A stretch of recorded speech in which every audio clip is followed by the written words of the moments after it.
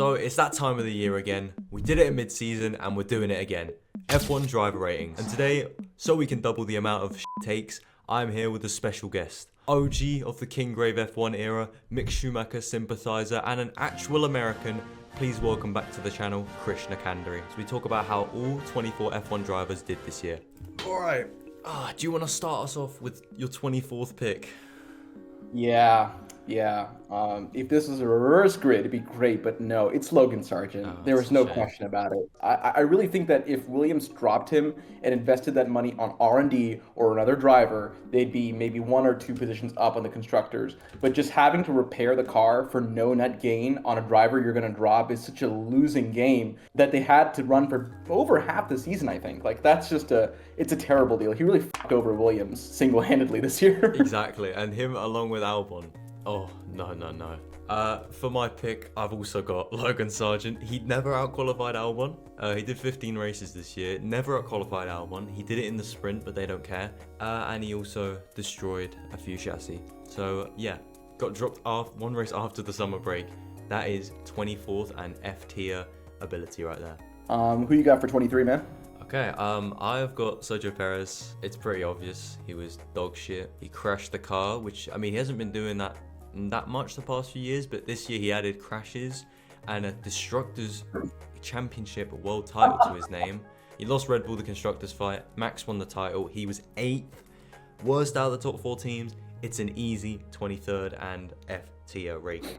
I'll just give a small spoiler and say I didn't put him at 23, but I didn't put him that far away. But for 23, I put Slow Guan Yu.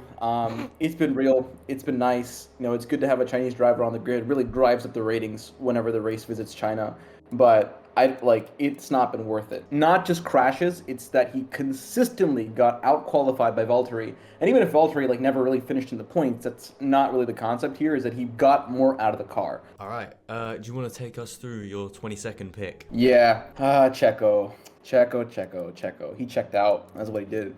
I think from the start, it was clear this is his 4th season in Red Bull. This is not his first rodeo. He's been in a fast car before, and everyone knows that he gets outpaced by Max. But if Valtteri and Lewis taught us anything, is that the ultimate number 2 driver is not the one that beats your number 1 driver. It's the one that consistently gets second, locks you the constructors, and doesn't fuck with your number 1. He failed all those objectives. In every sense of the imagination. So it's atrocious that they kept him in for so long, and they gave him a contract extension. They gave him, a non-Red Bull driver, the courtesy that they never gave their own academy drivers for Albon or for Pierre or Daniel. So I think it's just atrocious that he was given so many chances, so many gifts, 4 years in a car where he consistently underperformed in all of them, only to just really f*** it over in the last season. My 22nd pick is Zhou. Yeah, he had no pace throughout the whole season, was beaten by Bottas all year, but when it really mattered, he actually scored points, which that was cool watching that. I was working and I was just watching it on my phone. That was fun to see Zhou score his final points in F1. And if you watch the Secret Santa, it meant that Carlos Sainz dressed up as a chili. So it was all worth it, and for that reason, he's 22nd ahead of Perez. All right, so for 21, I've got Jack Doohan. I think I really compare him and Ollie Behrman as a 1-to-1 because both of them really didn't have much time in the car. But Ollie Behrman made, every time he got in that car for race day, he made the most out of it. He really put an impression on me in a way that Jack Doohan didn't. That isn't to say Doohan doesn't deserve a race seat, but if we're comparing him in a season, on the driver rankings, I would put him low. It's not a demerit. It's not a slight against him. It's just based on limited data. I would rather play it conservative and put you lower than higher. Yeah, Doohan's not far away for me either, but I've still got one more F to go, and that F is Lance Stroll. He had an alright first half of the season. He beat Fernando on a few occasions, but then he didn't score a point from Hungary onwards. That's the whole second half of the season. He didn't score a single point. And then Brazil was just... I like Stroll. I liked Stroll. I had faith in him, and I was always making excuses for him. But Brazil was what made me go over the edge, and it made a lot of people lose all hope for this guy. But yeah, I think we just switched Doohan and Stroll around. My 20th pick is pretty quick. It's Doohan. D. Mm. Yeah, he didn't crash the car or do anything stupid, and I'm looking forward to seeing him next year with number Me too. 7. Has he got number 7? Who do you got for 19 though? I have got Bottas. What about you? I've got Daniel Ricciardo. You want So to use we'll start yours? with you. What's your rationale Okay. for Bottas? I just think just because like the car was so bad, but in the end, Zhou was the one that got the results when the car was at its best, which is at the start and the end of the season. Like in the middle, nothing. Zhou was terrible, and Bottas beat him, and that's why he's higher than him. But you can't really put him much higher than D because like he made a few dumb mistakes, and he did get unlucky at the start of the year. But he also, yeah, he got the bad pit stops and such, but he didn't get the results when they really needed them. Yeah, I think honestly the same is said for Daniel now. I know that he's a legendary driver, a fan favorite of the sport. I mean, obviously he brings in a lot of cash for whatever team he's in, and he's good for morale. But I think that he's been on a pretty steep decline since he moved to McLaren, and even like on the team with Racing Bulls, like he got consistently outqualified and outperformed by Yuki. Now Yuki's, he's only been in the sport for 4 years consistently, but Daniel has been in the sport for going on 10 years now. So I think that Daniel being consistently beaten by Yuki was fairly telling to me that a driver of nearly half the experience is cooking you on track. But yeah, in 18th I've got Ricardo as well. I mean, he got dropped in scummy fashion, which was sad to see, but I mean, he deserved to go, and that was the right time to go. I think you explained it all. Ricardo is my 18th. What is your 18th? I've got Franco Colapinto on this one. I think that he's a good driver. He showed a lot of potential for the races that he was on the grid. He took over from Logan, and he gave us a lot of relief. I still think that Colapinto, even if he had a good showing, his cons were so heavy for a team that cannot afford them.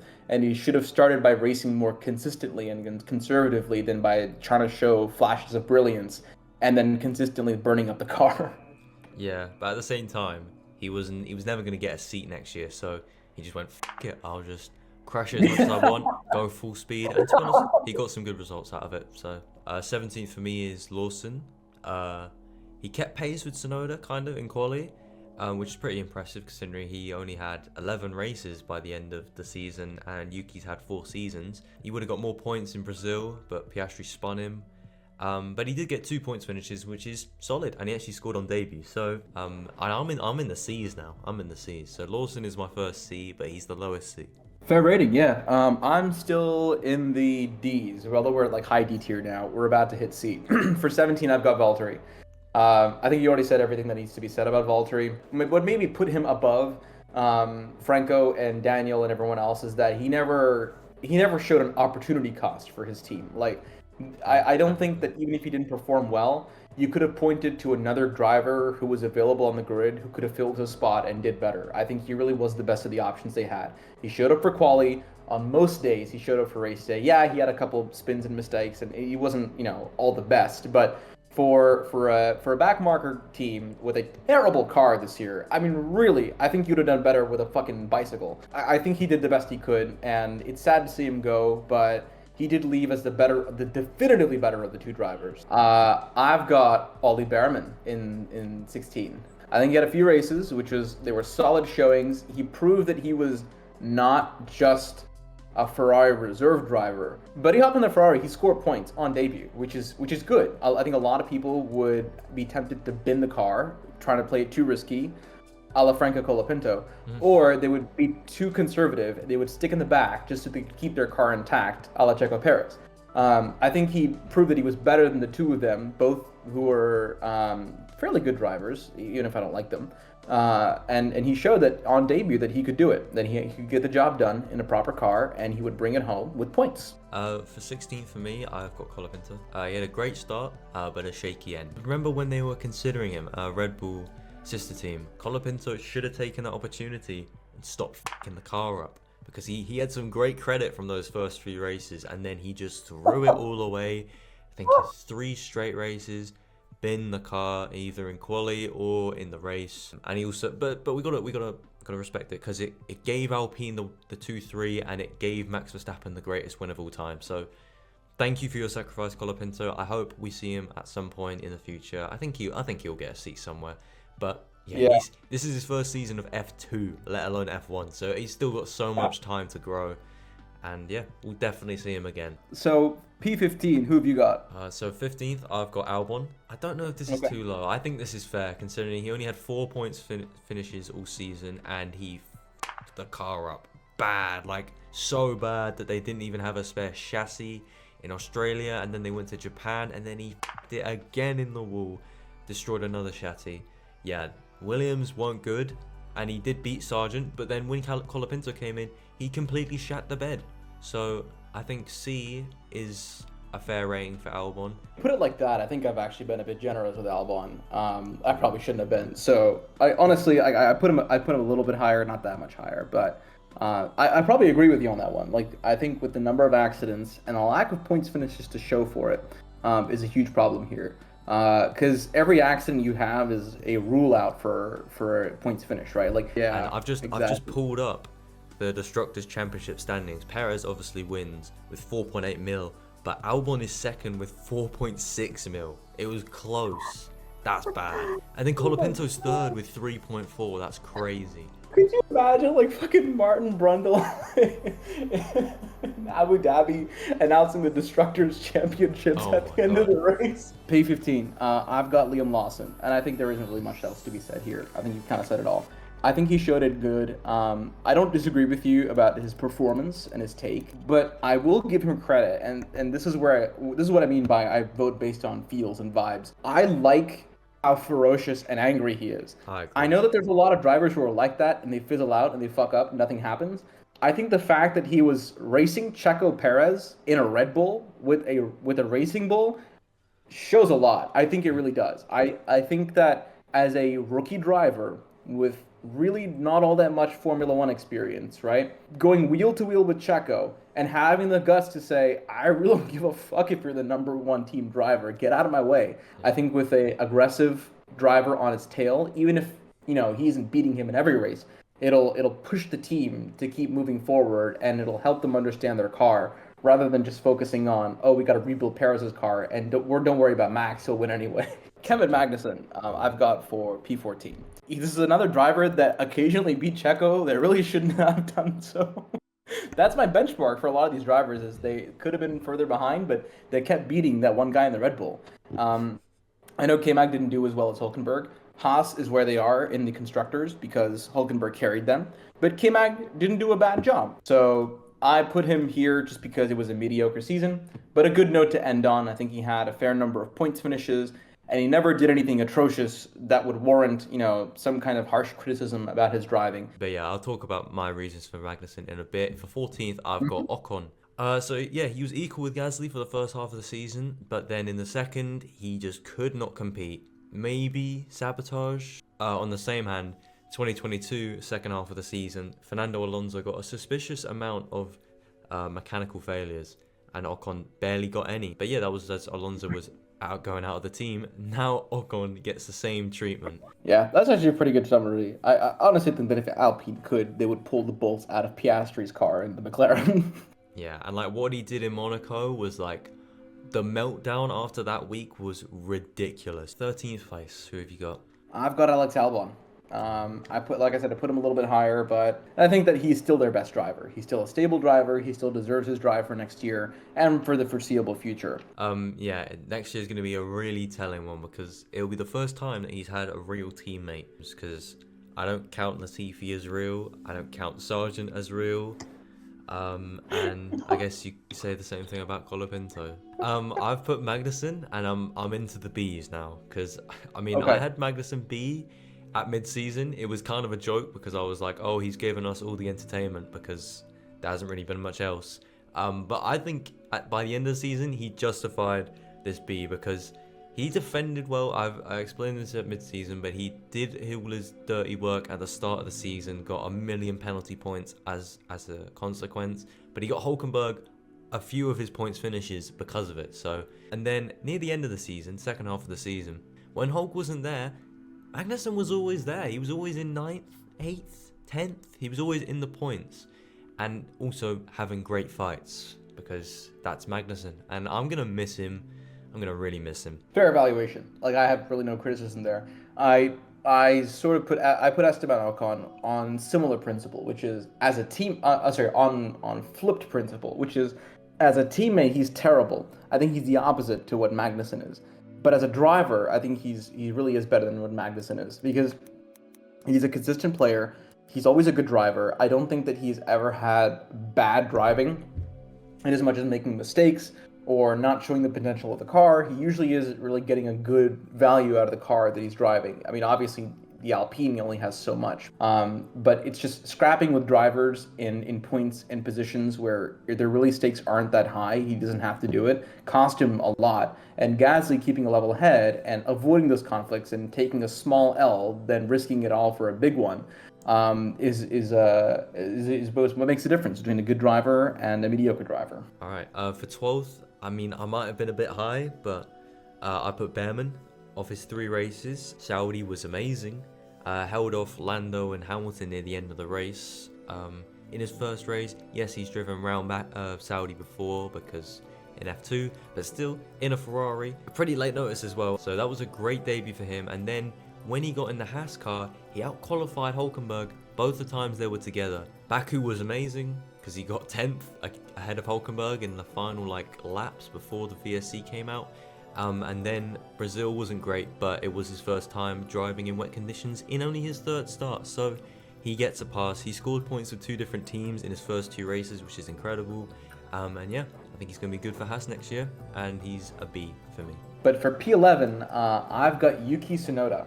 He's definitely proven his worth. I think he should have gotten that Red Bull seat instead of Liam. I understand why they gave it to Liam. It's more than just merit in the sport. That's why we love it. That's where the drama comes from. He beat all of his teammates this year.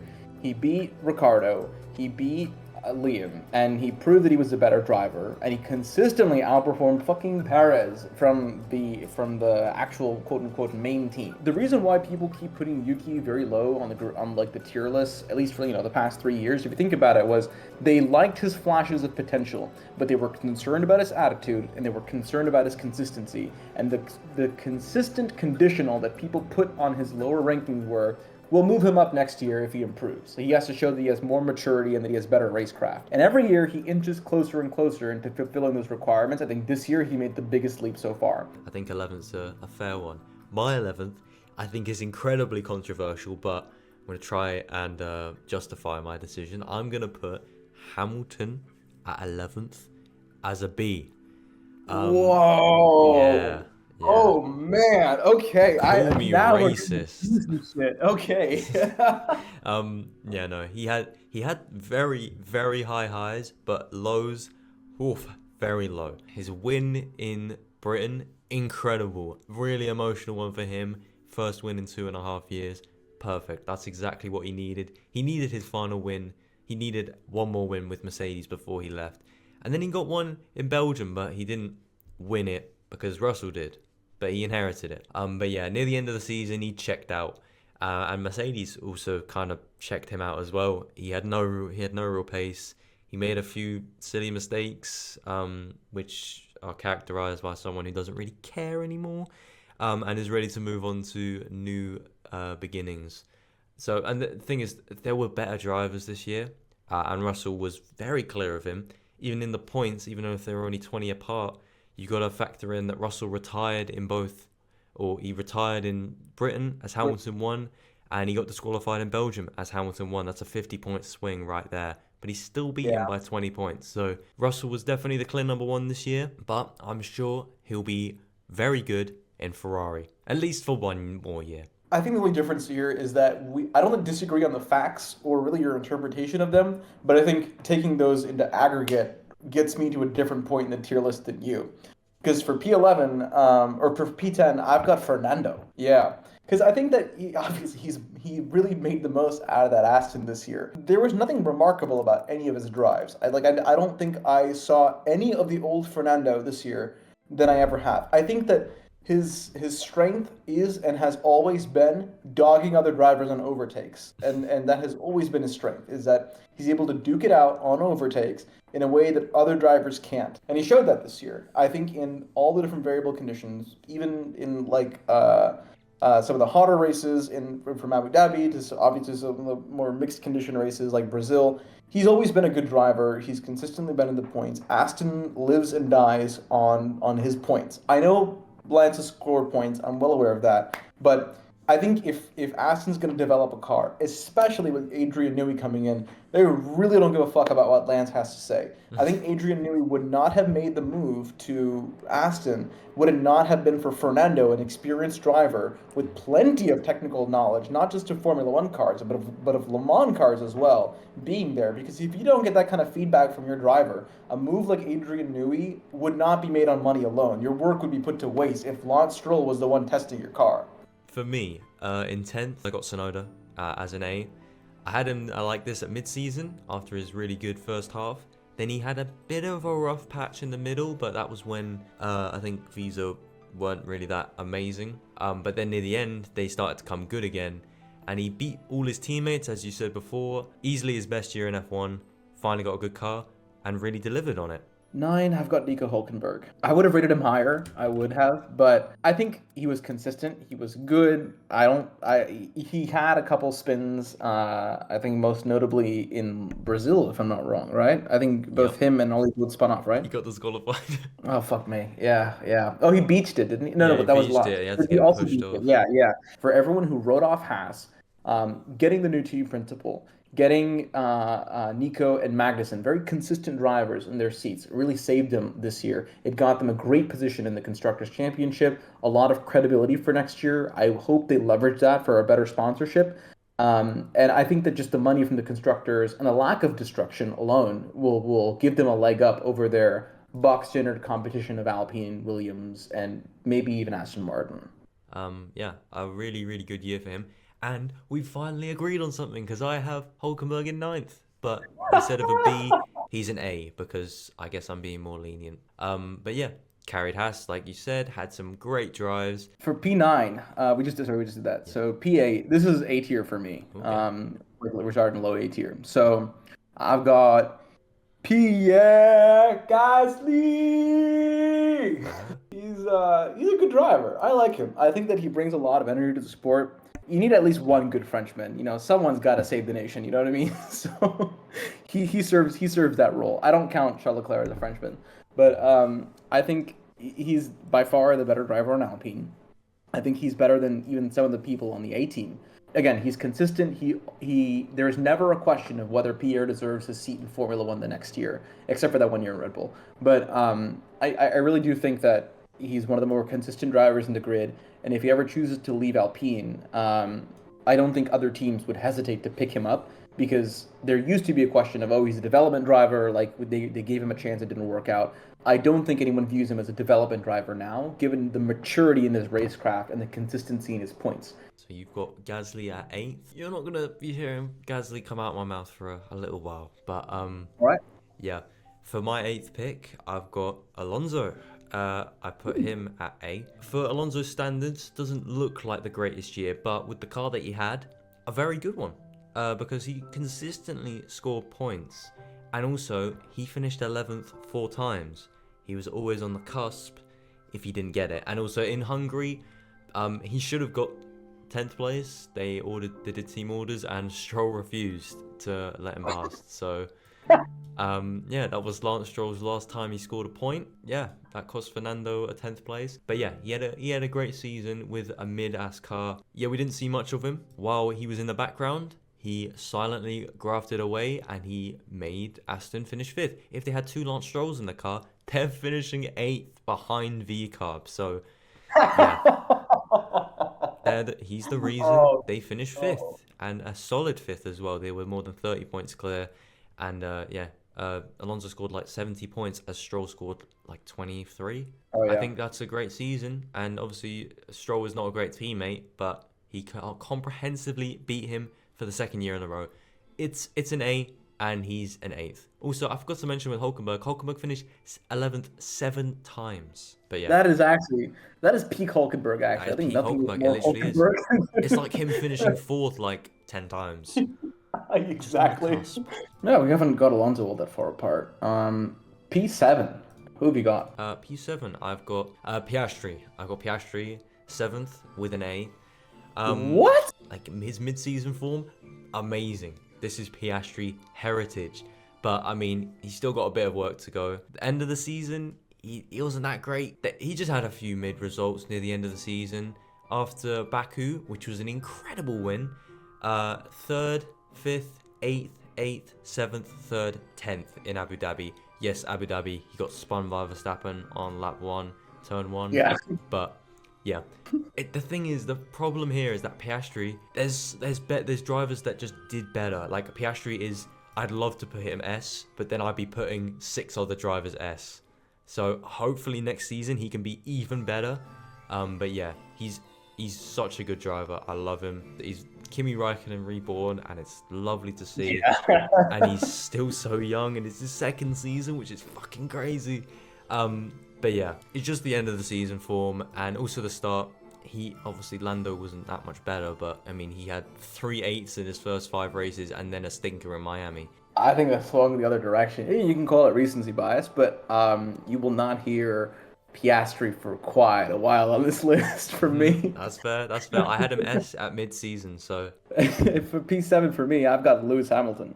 Honestly, I don't really have much to say other than what you've already said about him. I think he checked out, but the difference for me, him checking out and Checo checking out, again, catching strays, bro. yes, I agree. Yeah, the difference for me is, I think as a 7-time race champion, and I think as someone who consistently brought the best out of that Mercedes, even when the car was dog shit, like even when that thing was like a fucking, baby rocker in like 2021 or 2022, I think he still brought the most out of that car, at least as much as he could have. Yes, he's been very close or consistently losing to George in various seasons, which isn't what we expect. But again, for a driver of his magnitude, I think at a certain point you reserve the right to check out and say, I'm done, because it's not like he doesn't know if he's going to drive next season. He knows he's going to go to Ferrari. What is left to prove? Like, what does he have to gain by doing supremely well this season? Like, what motivation does he possibly have? So I don't blame him for behaving the way he does, because honestly, at that age, like after winning that much, you reserve the right to just be like, nah, I just want to coast to the finish and I'll grab my wins where I can. He behaved that way. He didn't do anything atrocious. He didn't do anything fantastic. Getting knocked out in Q1 here and there was a bit suspicious, but that's okay. The car was kind of inconsistent that way too. P6, who have you got? I have got the teammate of the person we were just talking about, George Russell. Hey, me too. Hey, nice. There we go. We agreed on something else. But yeah, like I said with Piastri, he's just unfortunately got drivers that did better ahead of him. But yeah, he had a great season, comprehensively beat Hamilton in qualifying, and I guess in the standings as well. I mean, he was the clear number 1 for Mercedes. He didn't really get screwed over. But he also qualified well. He didn't have to, He didn't have to fight his way up the grid like Hamilton did. Who have you got in 5th then? Carlos Sainz. Yes, yeah. Let's go. We are agreeing. We are fucking agreeing. Look at this, yeah. Look at us go. He did really good. I think even knowing that he was going to Williams, a lot of drivers would have been like, okay, I've got my drive. Like, I've been booked for Williams. I don't have to try, for the remaining quarter of the season or whatever was left after he was confirmed. I think he still tried. I think he really put in the effort. I think he consistently brought the competition to Charles. Charles was a better driver, no question. But I don't think there was ever a question as to why he should be a Ferrari driver. And my litmus test is, if they extended his contract, would I be mad that there are better drivers in the wings who should have been given that seat at Ferrari? And the answer is no. I don't think so. I really think that they should have given him the seat instead of Hamilton. I don't understand their move. I think the only thing that they're expecting is, if they give Hamilton a seat for 1 to 2 years, I think it was you who mentioned this to me, is if they give Hamilton the seat for 1 to 2 years, they could use him as like a project and development driver, to sort of get feedback on the car for 2026 while they bring up Ollie Behrman on one of the junior teams with Haas. So I think from that perspective, okay, fine, you can keep Hamilton, but I don't see why Sainz couldn't serve that purpose as well, if not better, because his experience with that car and that engineering team and that design philosophy that's been there at Ferrari since 2022 when the regulations changed. And the thing is, like, this was probably one of Sainz's best years at Ferrari, where he probably put the fight to Leclerc, but had obviously finished kind of off him in the standings. But yeah, he had a great season considering he was getting dropped. And yeah, Science was a very consistent scorer. Deserves fifth Yeah. place and an A. Who have you got fourth? Lando Norris. Oh my fucking god, we've done it again. Look at this, man. I think the top. I mean, obviously we'll have to disagree on one Yeah, because of where we we put are. Oscar We're gonna Piastri. heavily disagree. Yeah, but that's all right. I think we did a pretty good job with Lando, and we're probably gonna agree on the reasoning here. But yeah, he was the better of the two McLaren drivers on points. Fine. He should have been far better. Right. So he's got triple the experience of his teammate. And he really didn't have much to show for it. Like, yeah, okay, fine. He won races here and there. And it's good. I'm happy he gave that race win back to Oscar, because Oscar deserved it. After team orders forced him to give it back the first time. But that's not the focus. I don't think the teammate battle is the focus here for him. That it's the title battle. He actually had it in him to win that title. The experience difference between him and Max really isn't all that much. It's negligible. At this stage in the game, that experience difference is negligible because Max won a championship, I think, in his 7th year in Formula One. And for Lando's 6th year, because he spent more time in the junior series, I don't think it's much of a difference to make the comparison between Max then and Lando now. But the difference is that Lando messed up. Like you can point to very clear points in the season when Lando should have scored and he didn't. Yes, I understand that the team messed up strategy more than once. I understand that the team screwed up his pit stops more than once. I understand. In any given season, even in a title challenge, no matter how good your team is, it is inevitable that your team will make mistakes. You cannot control that. What he can control is his fucking mouth. If he didn't run his mouth after fucking up his Brazil race, I would Yep. not have been this furious. I would have ranked him at least a position higher. But it's him being like, yeah, it's not skill, it's just luck. Lando, are you fucking high? I saw you run that shit off the curve, bro. What, a ghost? What are you talking about? We all saw that shit in 4K. Who are you fooling? It's not just like the arrogance of a title contender who's not really a title contender that puts me off. It's the bottled race starts. Like, Lando Norris, P1. Oh my god, everyone creams their pants. And then this guy fucking shits himself on every turn one, man. Turn one. Just keep your position. Even if you don't have a legendary start, you have to know the racing line, right? No, apparently not. Like this guy consistently bottles his P1 starts. All right. I think we should look at your P or discuss your P3 before mine because mine is crazy. But Yeah.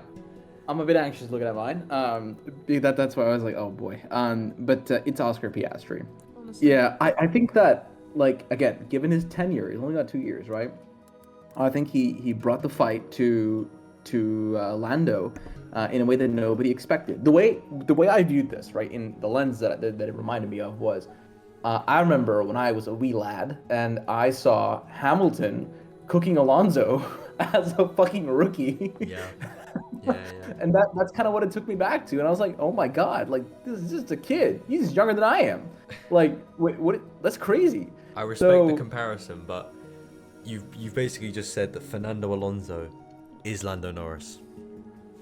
Oscar was consistently on his tail. When Oscar did qualify high, he kept his position. And he showed that in the long run, I would put my money on Oscar over Lando because Lando's sort of plateauing in a way that Oscar is accelerating. Obviously, 2 seasons, not a lot of data, but yeah, Oscar is accelerating much harder than Lando did in that same team.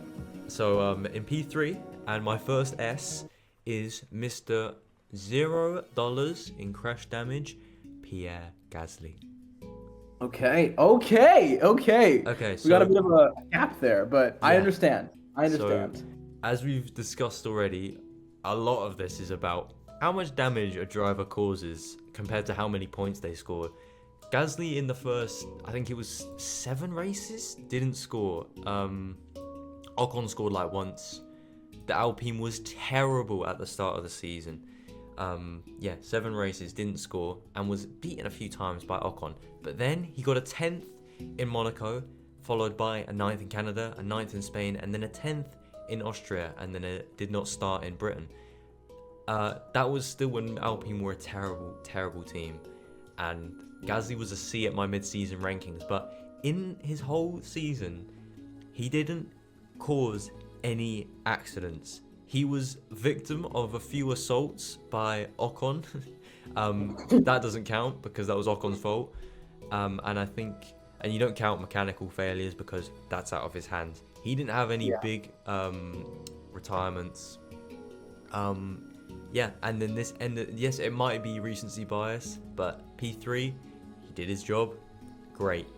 And in the final few races, he qualified P3 at Las Vegas. You forget, but then his car exploded because he got a good slipstream down the Vegas strip. The engine went too quick. It couldn't handle it, and it exploded because of it. He was on for a very good result that race. But then he followed it up in Qatar with a 5th, and then a 7th in Abu Dhabi to close out the year, and win Alpine the 6th place battle. He's the best out of the rest, because I don't really count Fernando, because he's just in his own little world. And he did that in the final race, just ahead of Hulkenberg, who had a great season. But yeah, Gasly was consistent, and like I said before, I've said it a few times now, he didn't retire, and he was consistently finishing, and as a result, he got the rewards. And yeah, he got them 6th place in the Constructors when, for most of the season, they were the 8th best team. So that's pretty fucking good. And he carried the team as Ocon wasn't really there. Obviously, like, you put the drivers who finished the highest normally in the S tiers. Yeah. I'm assuming we're going to have Leclerc and Verstappen in S tier. Precisely, yeah. But we've got a driver driving for a mid-team. He's only got what his machinery is all he's got, and he over-delivered on that. With some of his late season finishes and qualifying performances and not crashing the car, even with a slow car or a fast car. Yeah, he didn't test the limits too much, but he also delivered. He delivered while not crashing the car, which is incredible. I think it's the first time it's been done. Driver, obviously, who hasn't who started the season and then finished the season, hasn't caused any crash damage. Originally, Hulkenberg was S tier in the mid-season rankings because he was the best out of the rest and over-delivering on that Haas. Yeah.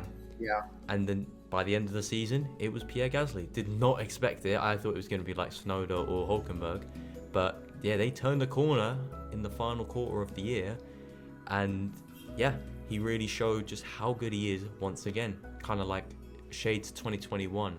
I think that he can be an S tier driver. I just couldn't rank him higher because of his machinery. I think like with that kind of machinery, it's hard to be an S tier driver because you're not battling on a regular basis with drivers on your caliber. For P2, it looks like we're probably going to align on this one. I'm assuming you've got the Monegasque Charles Leclerc. Oui. Yeah, pretty straightforward for me. I think he was the only other driver who could take the title to Max. I think Max's driving, his impeccable driving, intimidates his title challengers, right? He's got 4 titles, and in very Seb fashion, he's got 2 clear and away win titles, and he's got 2 hotly contested titles. I think of the 2 hotly contested titles, I wouldn't put this season in there. I think this one was actually a straight and away win for him. I know it looks close, but I think his most contested seasons were 21 and 22. I mean, I think a lot of people disagree with me on that, but I think Charles is and always has been his closest rival in terms of driver skill ever since Hamilton, like Mercedes fell off in terms of car quality. I think overall, his racecraft has improved since his original title fight way back in 2022. I don't think he would bin it in Paul Ricard and scream no at the top of his lungs. I hope to never hear that from him again, and I think that as a driver, he has moved beyond that. I see him repair a lot of the flaws and immaturity that came with the pressure of a sudden title fight that he did not expect in 2022, that, maybe in future seasons with proper development and, less crash damage and less reliability issues and repairs with the car that they used to have, they actually now have the proper driver lineup to push him to be like their next, title contending driver again. I would have the faith in him to do it. Claire is the only driver, or him and Russell, I'd say, for now, the only 2 drivers I see who could actually challenge Verstappen in a title fight. I think Russell's got the experience now that he could if Mercedes gave him the car. But Leclerc has shown that he can fight. Because I've just made a video, the 2022 reverse points video, and obviously I had to look back through all the highlights to write the script and shit. But man, Leclerc, he was dunking on Verstappen. Yes, he had the kind of better car and the better reliability initially, but he got the results when he needed them. He made a few mistakes, and Ferrari completely fucked him in Monaco, in Spain when he retired when he was leading, in Baku when he retired when he was leading. France did it to himself, and Imola, he spun out of third down to sixth. Yeah, in just that sort of first third of the season where Ferrari were better or level with Red Bull, he showed that he can fight Verstappen. In Bahrain, an absolutely incredible fight between the two of them, utilizing Charles's racecraft and Verstappen's sends, and they had a great fight. They didn't crash into each other, and they don't have any beef. Maybe they'll have some next time they fight. But yeah, I am so looking forward. Ferrari ended this season pretty good, and that was with Leclerc and Sainz. Imagine what they do with Hamilton as well, and Leclerc with another season where he was the second best driver. And that leaves P1. Now, Do you want to know, like, Maximilian Verstappen? I thought it was To the Logan slot. Sargent. Justice No, for it's my Mick boy. Schumacher, actually. Oh shit. Honestly, you know who do a better job on a unicycle? Max Verstappen this year, man. Yeah. Oh my God. I don't recall the last time I've seen a driver this dominant in a car that wasn't. Like, I think we have to go back obviously- to 2012 with Alonso. That Yeah, car wasn't yeah. great. But even then, like, Alonso didn't win, and obviously not completely down to him. Sebastian Vettel really, really brought the fight to him, like that season. Like, I understand, but I'm trying to think of a season where the winner of the drivers' championship did not have the best car, and I'm not talking like the second best car. I'm talking like think about this here. The Red Bull was not the second best car in the grid. It was the third. It was better than the Mercedes. I'll give them that.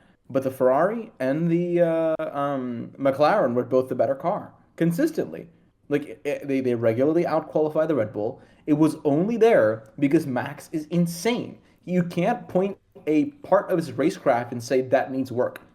His quality, he is consistently in Q3 in a car that has regularly been knocked out of Q1 and Q2. Yeah.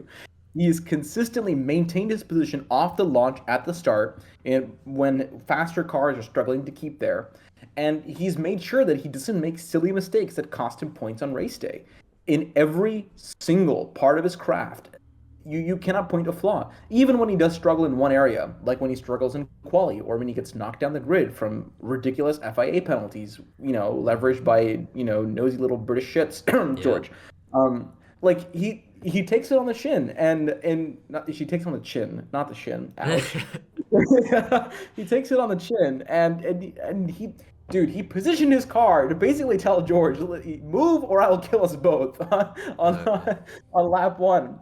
So I think like he brings to Formula One as a title winner what we have missed for many years, which is aggression, ruthlessness combined with disciplined driving. So nobody but him could take a P3 constructor's car and comfortably win the championship as if it was the fastest car all along. And I think another thing as well is wanting to win. Like Hamilton has won titles with 6 races to spare in the past, and then he's coasted to the end. He's made dumb mistakes and he's looking like a retired driver. But Verstappen, he wins no matter what. In Qatar, pretty sure he hadn't won the title yet. No, he had won the title. Yeah, he won. He won. He still cruised to a win in Qatar.